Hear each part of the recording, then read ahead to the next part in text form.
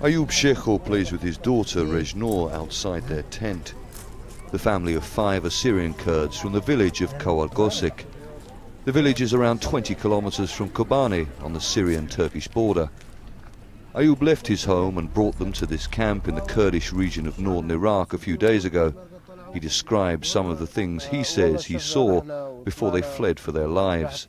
I was trying to help people. I saw 4 dead people with their throats slit, some with their hands cut off. Some of the dead had their faces blown off.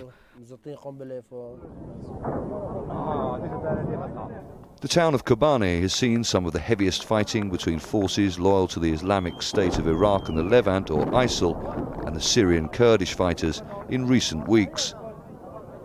Coalition airstrikes have failed to push ISIL out. Ayub says when ISIL took over his village close by, the fighters were disguised. When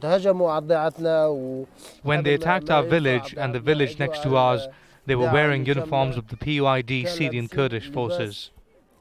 The family who came here via Turkey say they feel safer here in the Kurdish region of Iraq. Ayub says he doesn't trust the Kurdish government to look after their needs.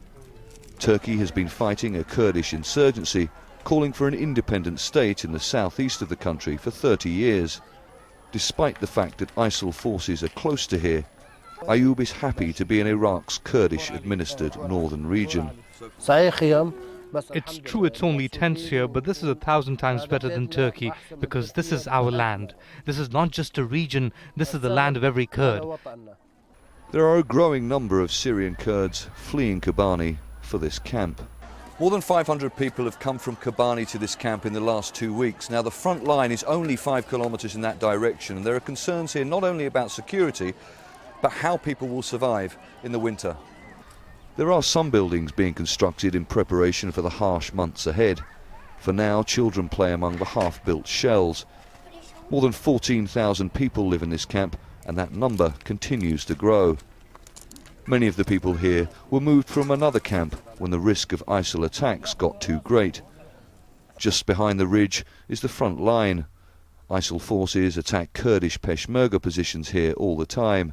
Despite the danger and the winter months ahead, Ayub says he and his family will remain here until they are forced to move on again.